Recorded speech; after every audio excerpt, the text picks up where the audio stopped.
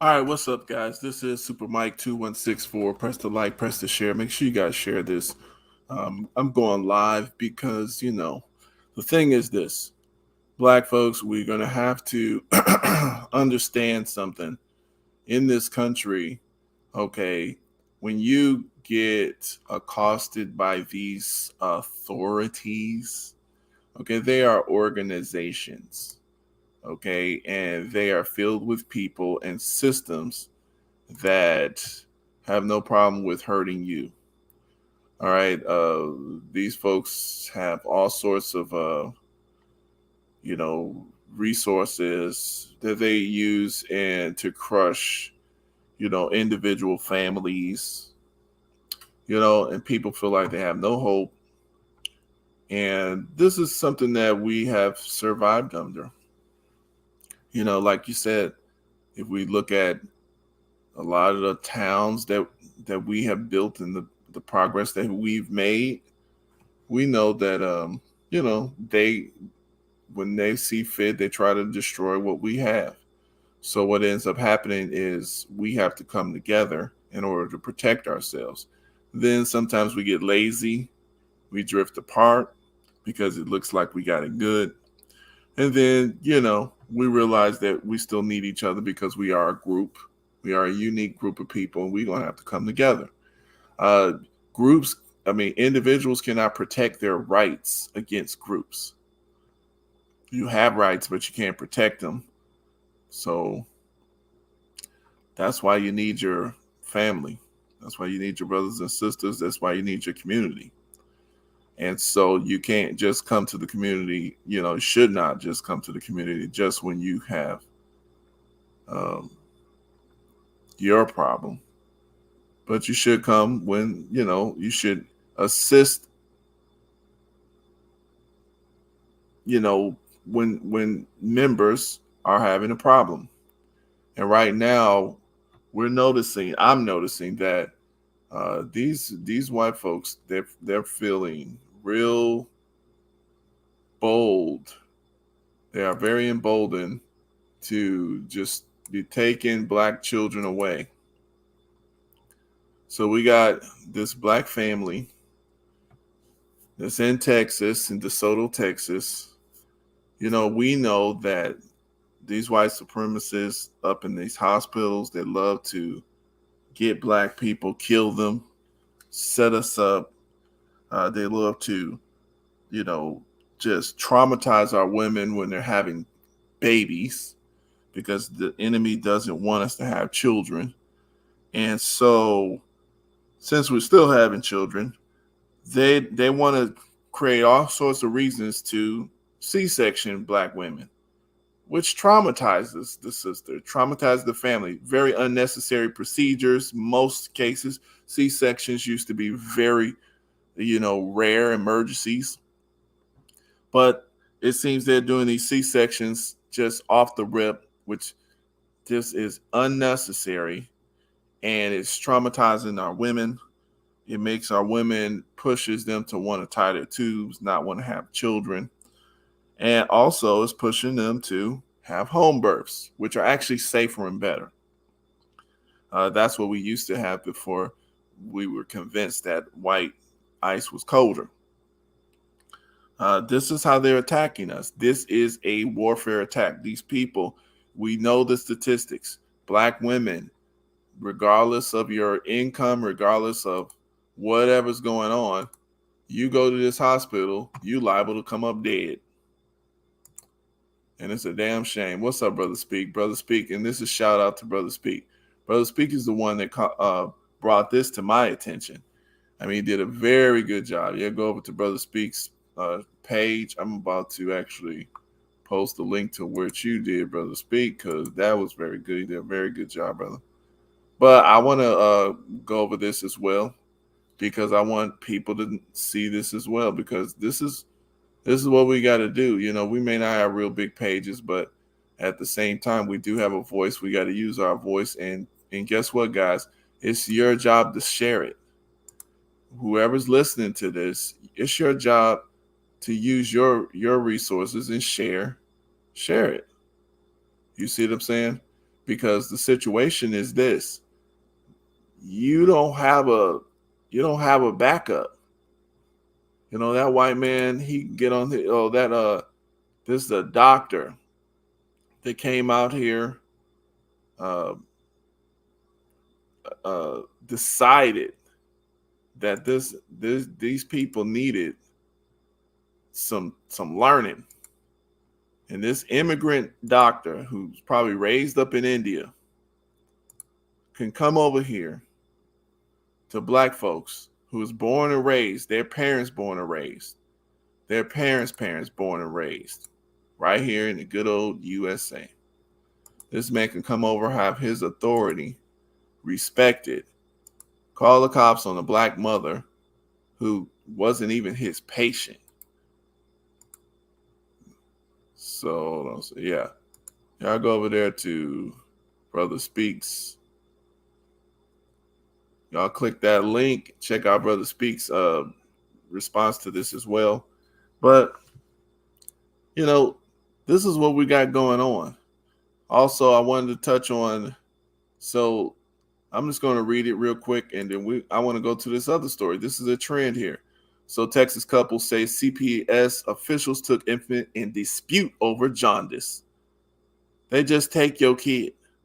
A dispute? Oh, of course you're going to lose. You're black. You're the loser. If there's a dispute, what Indian doctor? Dispute? You're black. You lose. Period. We take the kid and you figure it out. You suffer. Texas cute. Now see, looking in the media even plays games. Oh, who is this? New York Post. Okay, Texas couple claim. So they're not really respecting you. If it was the police, it's just what it is.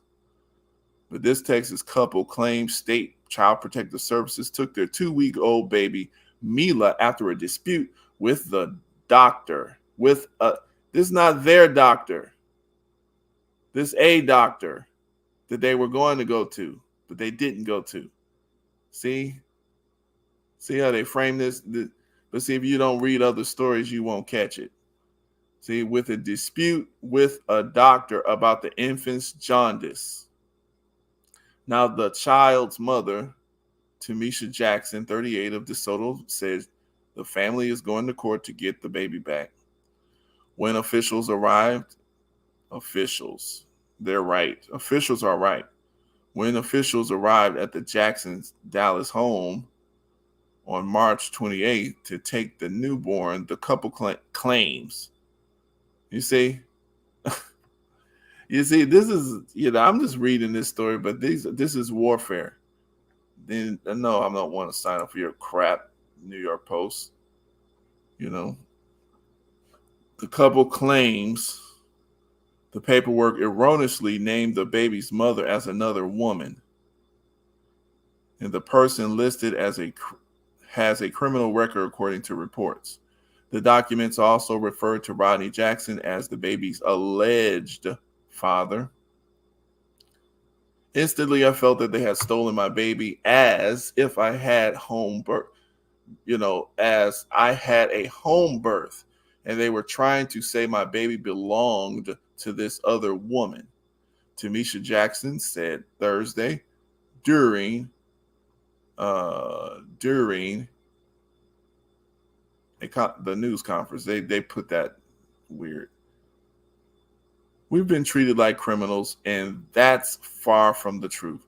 This is a nightmare I wouldn't wish on anyone, her husband Rodney added. They removed my newborn baby from my arms and handed me paperwork. Jackson told the Fort Worth Star-Telegram in an email. I went to the police department and filed a police report that my child was stolen from me. Tamisha Jackson declined to comment Saturday. When reached by the Post, Mila, born on March 21st at home in DeSoto, a suburb of Dallas, with a midwife. You see, that's the doctor, the midwife. Okay? The Jacksons took her to a local hospital for a routine checkup 3 days later, and she got a clean bill of health. So the baby was fine. But when she got jaundice, they took her back to the hospital on March 27th, according to reports. So we're going to see what the parents say.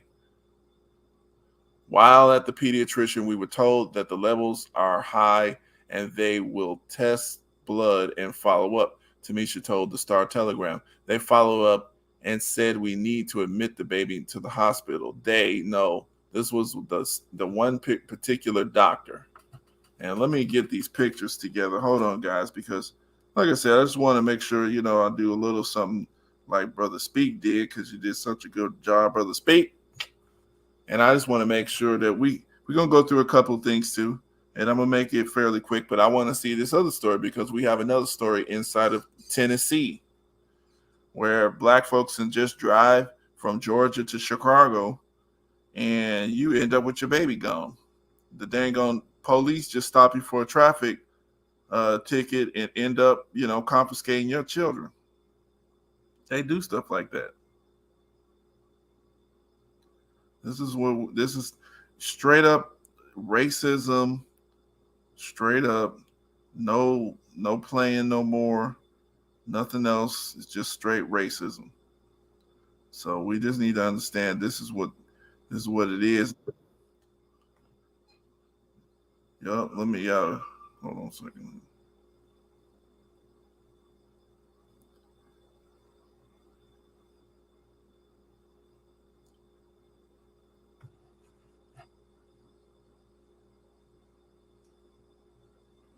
Hold on a second here. I want to make sure. Let me try to see if I can post this. Let me see these pictures.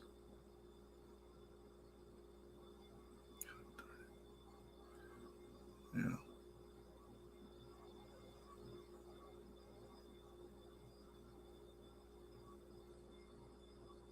All right, hold on. Yeah.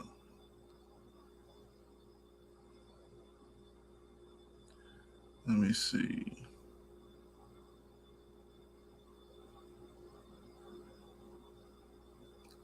I think this is what I can do right here.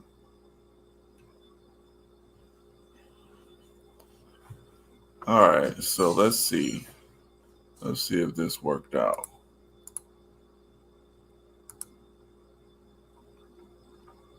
Let me see. Because see, the thing is, guys, I mean, it's gonna take many hands to make light work.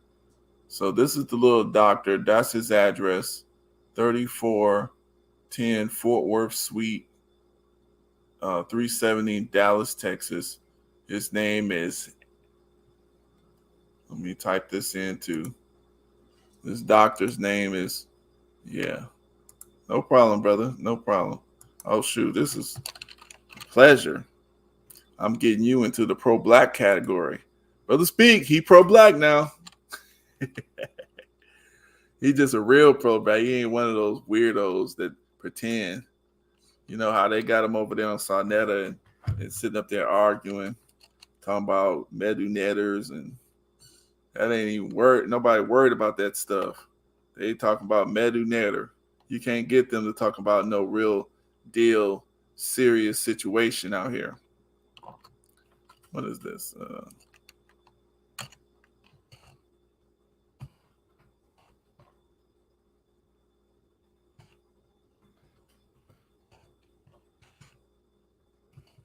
That's the doctor name.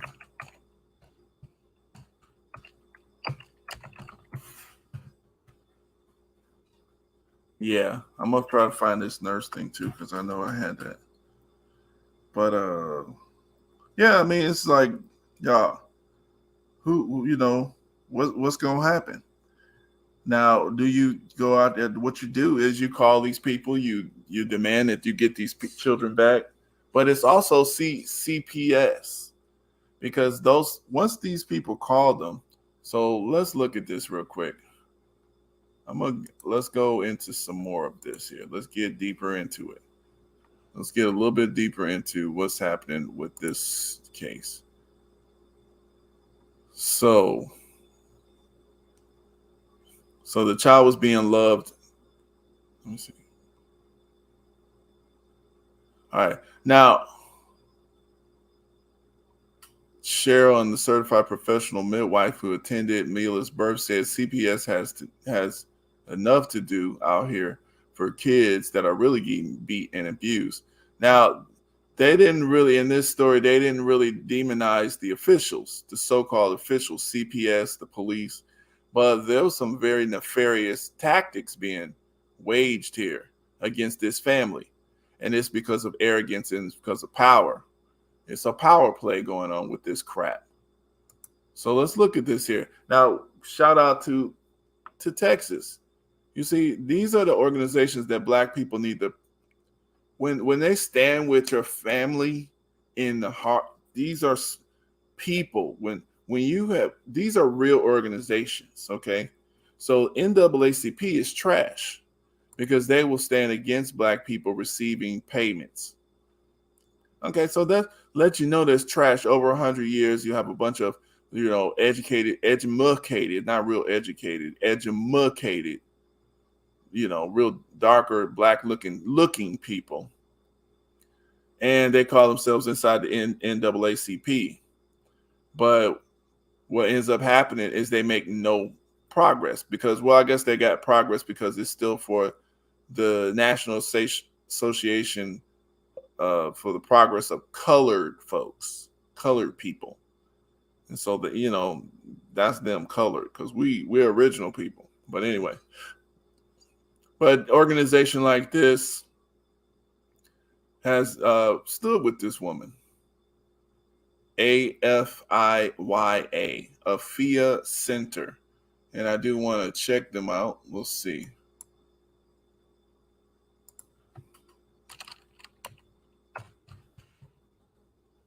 The AFIA Center. See, you can contact them. They got actions. Volunteer. They do the work. You can work with them. This organization scored real points with me for standing here with these people against the enemy, because you can't organize, because individuals can't protect their rights against groups. These people are organized. You're going to have to be organized.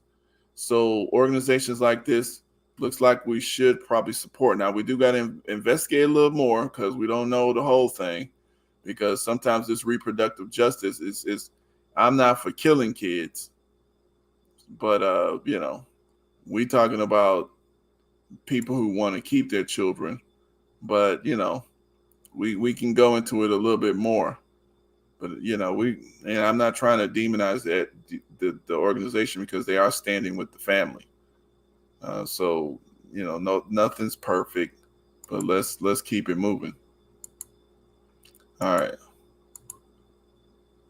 But what I want to do is let's play this here.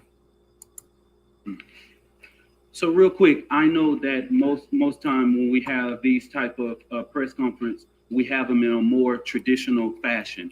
My name is Minister Dominic Alexander, President and founder of the Next Generation Action Network. And we are standing in solidarity as well as with the Field Center in regards.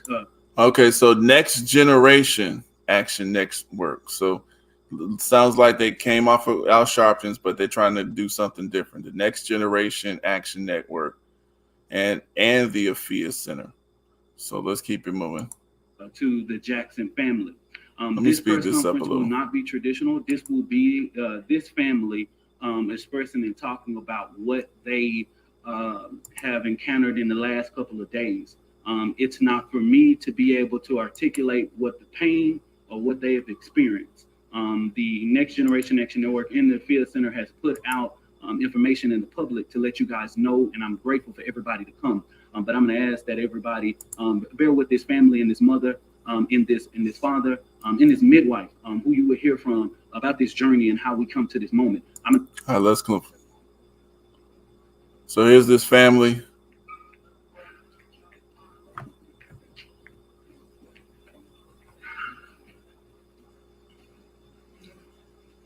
How everyone doing? I'm Riley Jackson. This is Tamisha Jackson, my wife. All right. So what I do like about this press conference is that they're just putting them on. They're not trying. There's no what you call those what's the attorney there sitting up trying to censor them. You know, you getting their story. So I do like that. We just want to notify the world of our story and what's going on with the kidnapping of our daughter, Mila Jackson. Let me start by saying I chose to deliver my baby with Dr. Cheryl via a home birth. As I wanted to be able to tell my birth story and have my. So remember earlier they said that the doctor in that little stupid this New York little tech, you see, they got into a dispute with their doctor. That's not their doctor. That wasn't their doctor. They were with Dr. Cheryl. That's not their doctor. That's an asshole right there. So let's keep it moving though. Now, see, we're listening to what they're saying. Or a spokesperson, yeah. Yeah, Heather Brock. Yep. Oh yeah, Heather Brock. So we're gonna look that person up a little bit later. So let's check this. Let's check out some more of this here.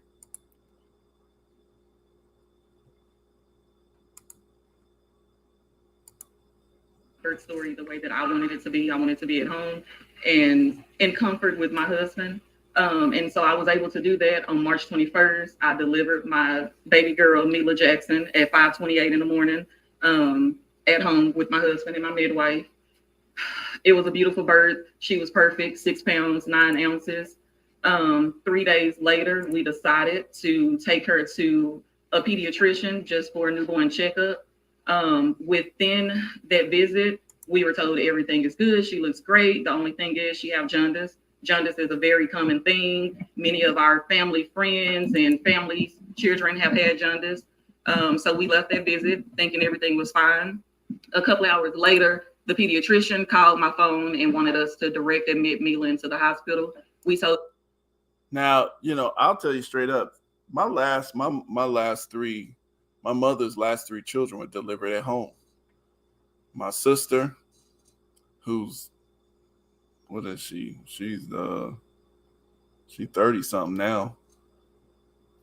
Sister, 2 brothers, they were delivered at home. And they had jaundice and they got cleared right up.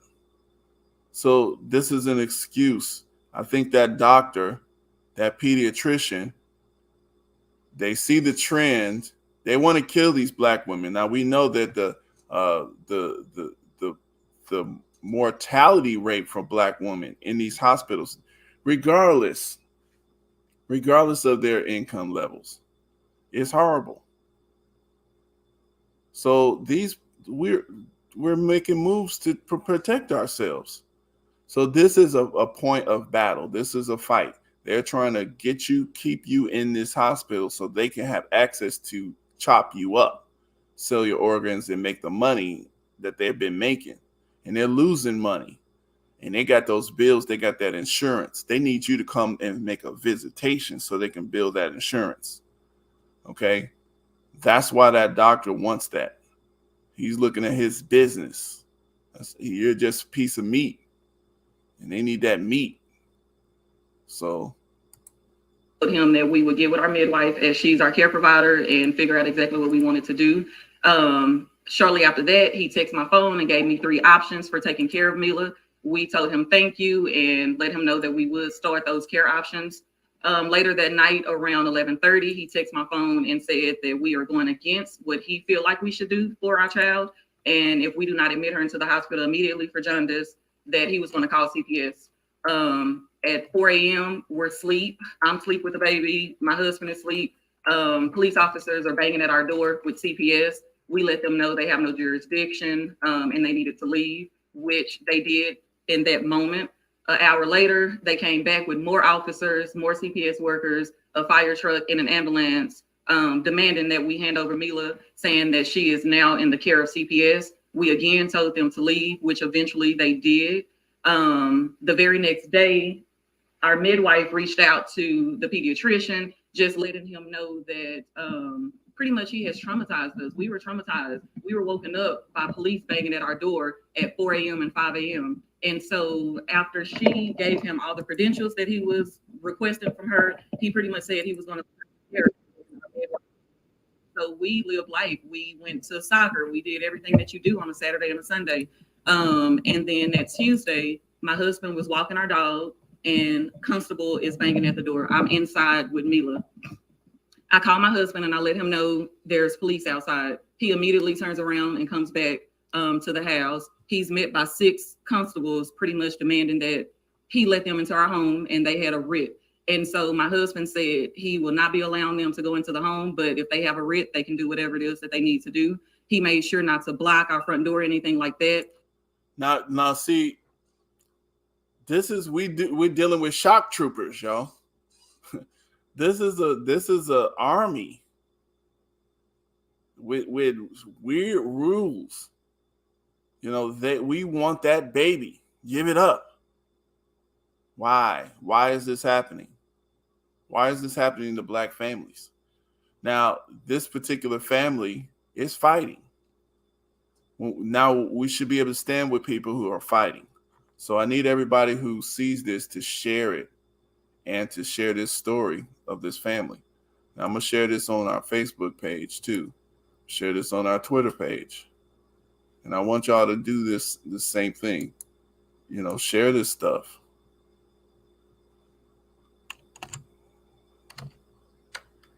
Because the thing is, you know, by yourself, you can't really do anything.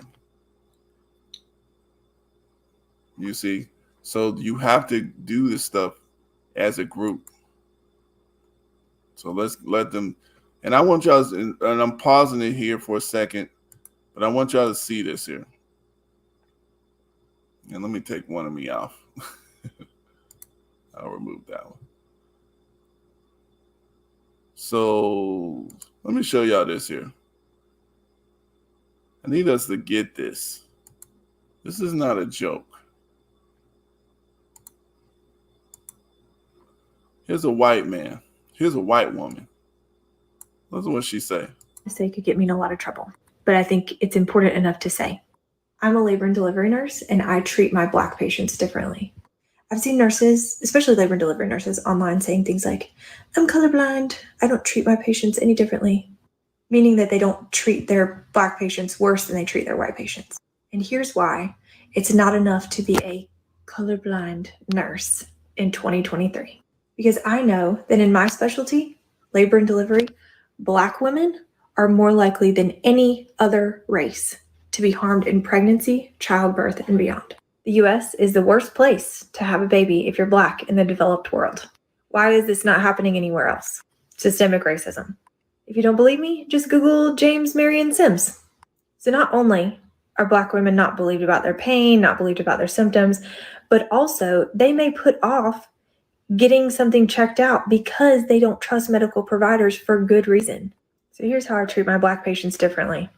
Number one, I don't expect them to inherently trust me because I'm wearing scrubs and a badge, and I don't get offended if they don't. Many Black women are coming in to have a baby already having experiences of not being listened to. And until I'm able to prove to them that I'm someone that can be trusted, they shouldn't trust me. More than my white patients, I emphasize the fact that I will always believe them. Yes, my white patients know also that I will believe them, but I really, really drive it home that I promise you that I'm going to believe everything that you say. I include every single person in the room who is supporting this patient in a conversation about preeclampsia, even if they don't have it. Because preeclampsia is one of the leading causes of maternal mortality in the United States. And preeclampsia can happen even after you've had your baby. I tell them about the symptoms, and I also tell the support people that if you hear her saying any of these things, make sure that she gets seen. And if when she gets seen, you don't feel like she's being listened to, go somewhere else. I let them know that I'm here to be their birth bouncer. When the patient said no. I don't know anything about that. I have no hard data to back gold in labor, especially after you have an epidural. if when we have a baby, I don't like the amount of bleeding that I'm seeing, I will always to treat your Black patients differently. All right, so I just wanted to show that clip there. So even you still shouldn't trust that white person, but at the same time, she's telling you the same thing we're telling you. Some people need the white folks to tell them. So there you go. The white man told you. The white woman told you. Some of y'all need the white woman to say it, because I know with Pearly and that's what y'all need. So there you go. She's telling you. They're killing you. So yeah, you don't want to have these people, especially over your children and your wife. They're gonna chop her up. They know their people. The constables chose to arrest my husband so that they could take his key and use his key to unlawfully enter my home and come and take my baby from me. From that point, since then, the way we're appearing now, we've been foot on the ground, reaching out to any. But I need to say, I'm sorry. When they came in and took her from me, I requested that I needed to see the paperwork. And so they insisted, no, give her first. And so they took her from my arms and they gave me paperwork. When they left, I looked at the paperwork and the paperwork had another mother's name on it. It was DC CPS versus another mother, which I won't say her name, but it was not my name. And so instantly I felt like they had stolen my baby, as I had had a home birth, and they were trying to say that my baby belonged to this other woman. There was no contact information for me. I did not know where to turn. They had taken my husband from me and then took my daughter from me, and I was left by myself. And so I immediately went to the police station and said that my daughter was stolen and I needed help. The officer found a CPS caseworker's name and number and gave that to me. And from that moment, I was yelling that this is not me. This person who's on this affidavit is not me. Y'all took the wrong baby. Y'all should not have taken my baby. And from there, we have been fighting every day. We went to state representative office, calling who we can call, trying to get in touch with press, just trying to make as much noise as possible to get our daughter back. We have been ignored by CPS. We've been up there almost every day trying to drop off breast milk, and just no help on their end at all. We've been treated like criminals, and that's far from the truth. So we need to understand, like I said, this enemy wants to make you feel that they have control. They want to punish you because they hate you. Don't try to understand it. It's very easy to understand. They hate you. They've been taught to hate you. And if you resist them, you don't have a right to resist them. They need to punish you. That's what these enemies do. That's what they do. So we need to understand this. And this is why, even though we're at home and we're trying to, take care of our day-to-day business, we are in what's called a 100-year, 500-year war. Okay, this is a struggle between two ideologies, two groups of opposing forces. This one force feels comfortable when you're in a slave position, a subservient position. They don't even want you to go nowhere else. You must be happy as a subservient to them. Okay. Now our group is saying, no, we're not satisfied being subservient. We're trying to be on our own here. And now there we go. That's the essence of the struggle. You're trying to get on your own and take care of your business and handle your business on the planet, do trade and commerce between yourselves and other members of the human family. And these particular people wants to monopolize on your trade, your commerce, your babies. They make money by putting you in jail, demonizing you and being able to charge more taxes. They do all sorts of things to just eat you. This is what they're feeding on you. This is what their whole system is set up off of. This is what we need to understand. And then when we start making moves, we say, okay, y'all trying to kill us. This is what we're going to do. We're going to have babies at home. Oh, y'all, too many of y'all doing that. We need to stop this. And so we're going to get more incidences like this. So we need to expect more of this kind of thing. So I'm going to play a little bit more here. And I'm a very big member in the community. I coach kids. Yeah. So we know these people are not criminals. These are very clear-headed people. You know, there we go. A foster family, and we just feel There. This is what I helpless. wanted to see. White crust inside her vagina. Okay, so and this. So we're not myself. So now we know this for a fact. This CPS thing takes these children, and very few. So we know where they put these kids. It's not better than a normal home. It's not. Most of the times, it's not better than a normal home. Right away, they're putting them in something that's not even normal. But sometimes that is better than where the kid came from, because if they're getting about to get killed or something, they're not being fed. But let's listen to where they put this kid, where they put this baby, Malia, where they put her. We've had only 2 visits with her.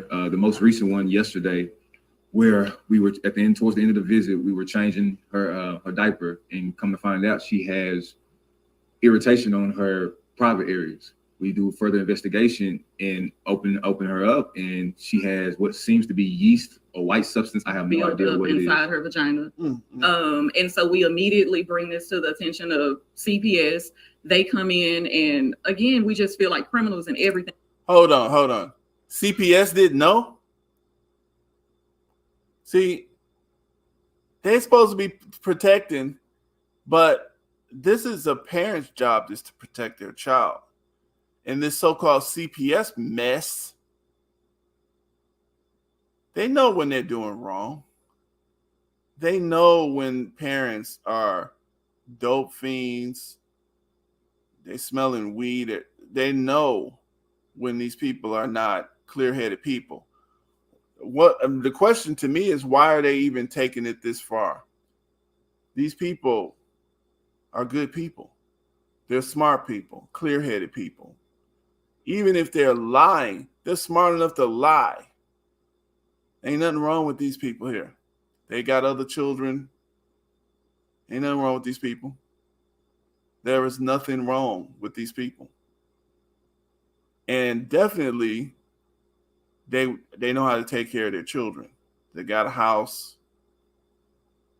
Guys, there's no reason for this CPS place to go this hard to put this child in so much danger. The child's having infections, messing around with these foster care people and these CPS folks. That alone, that right there would have got that child taken from these parents, but CPS won't give them up from this because of this. So the law applies not to them, but just to you. You can be punished, they can't. Because we brought this to their attention, they immediately brought an officer into the room. Like, why are we being treated as if we're doing something bad to our because you're the enemy. Child? Yet in y'all's care, my child now has red bumps on her vagina. She has built up white crust inside her vagina. And so we're wanting to know, what are you going to do? And they're saying, oh, we're going to have a foster parent to take her to the doctor. We're objecting to that because that same foster parent is where this buildup and this irritation occurred. And yet you're sending her back to the same foster family. And we just feel helpless in this situation, as if I don't know what to say. How is Mila look to you now? You're getting to see her every now and then, you said, as the jaundice left. Let's just hold her just a second. Let's let the midwife talk, and let's let them finish getting the story out, and then make sure you take me water before you start asking questions. All right, so I want y'all to hear this midwife. Now, this is a real doctor. To me, this is why midwives are better than going to these hospitals. This woman comes up here and stands with this family. So I like that. That shows that she cares. Tommy, with the pictures that she showed me yesterday, is horrific. And to know that this baby is still in my care, understand that. And to see things that I cannot help her with is devastating. It's devastating to our community. So yeah, today it's them, but anybody can be a step from being abused by the CPS system. Anybody. And unfortunately, they are suffering. They are suffering. No one can ever imagine the emotional turmoil. So now I'm talking from a licensed professional counselor standpoint, because eventually that's what I had to become for her while dealing with this pediatrician and trying to help him understand, you're saying your care is for this child. Understand the person that bore this child, carried this child for 9 months, birthed this child into this world, has everything this child needs. And so the source for this child to be safe, to be well, to be warm, to be taken care of, the baby was ripped from that source. And since that baby has been ripped from that source, the baby has not been protected. And I know because we have pictures that is evidence of that. This is not okay. And if anybody thinks that this is okay, legislation, government, state representatives, if anybody thinks that this is okay, there's a problem bigger than this. Listen, Mila needs to come home today. She needs to touch her parents today. Her parents need to hold her today. And so this is what this family is going through. Guys, I encourage everybody to help them out. And so go check out Brother Speaks podcast. I put it in the link in the chat. He has links to help the organization. Check out these organizations. And I must say, I don't know if that one supports abortion. I do not support that, but I do support them if they're protecting the sisters in the hospital. I know Angela Stanton King has an organization, and she has I do support that because she's helping the children, helping families avoid feeling like they need to kill their children because it's an emotional toll as well. So we have to do what we can to try to encourage our women to, and choose life, because that's what all of this is for. They're trying to make it very tough for our women to choose life. That's what they want, because then they'll see if they feel like if they do this collectively across the board, they feel like maybe that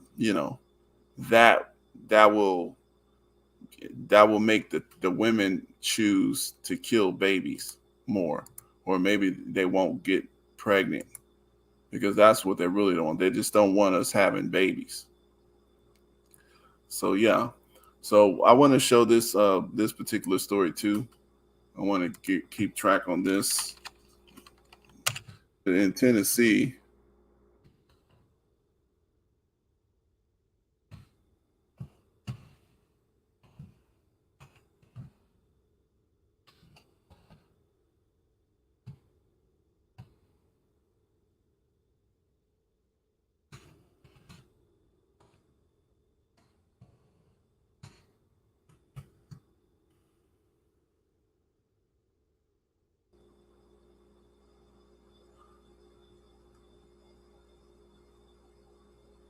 okay, so look, this is what happened here. Tennessee, see, they get money for this. Tennessee DCS takes Georgia parents 5 kids after a misdemeanor charge. As soon as you just have a little problem, they're gonna take your kids. That's what they love doing it, because they know they get to abuse the children. They can do all sorts of stuff. So in Nashville, Tennessee, let's see, Department of Children's Services.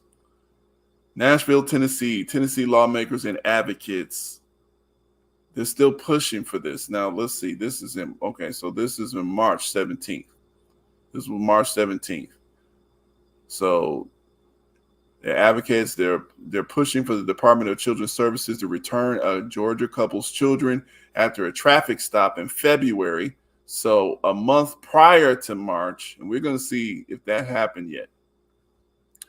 So in February 17th, the Tennessee Highway Patrol stopped a Dodge Durango on Interstate 24 near Hillsborough Boulevard in Manchester, according to a coffee County arrest warrant. Dante Williams was pulled over for having dark colored tint. See? And traveling in the left lane while not actively passing. You see these little boneheaded, just to harass black people. Bianca Claiborne was a passenger inside the vehicle along with the couple's 5 children. The arrest warrant states the trooper could smell marijuana from the vehicle. Williams was arrested after the troopers confiscated 5 grams of marijuana. THP said there was also a weapon in the car. That's an important distinction. A convicted felon cannot be in possession of a weapon. Tennessee Highway Patrol said the arrest warrant received from Coffee County did not mention any charges related to a convicted felon in the case. The Department of Children's Services took the couple's 5 children into custody after the arrest. Tennessee Senator London Lamar said, and now there's a push to get them back. You see? And that's what I mean, black folks. We're not worried about y'all worried about fairness and all this stuff in war. The drugs is to weaken you. And you don't have the option of those things. But that's why they promote it to you in your music, because it sets you up. It's a setup. It's just a setup. Weed and all that stuff is a setup to make sure you don't get to certain jobs. It's a setup for, them to have an excuse to shoot you. They can say, oh, we smell weed. They literally could just kill you. Out in this world now, if they smell weed, they can just kill you. Because they've demonized you so much. As a weed smoker, they feel like, we smell weed, he's got to have criminal record, we're going to kill him. Period. They take your kids. So we did not arrest the mother. So they didn't arrest the mother, but they took the children. They didn't arrest the mother in the case with the intent of leaving the children with her. So that's where we left it. The mother had custody of the children.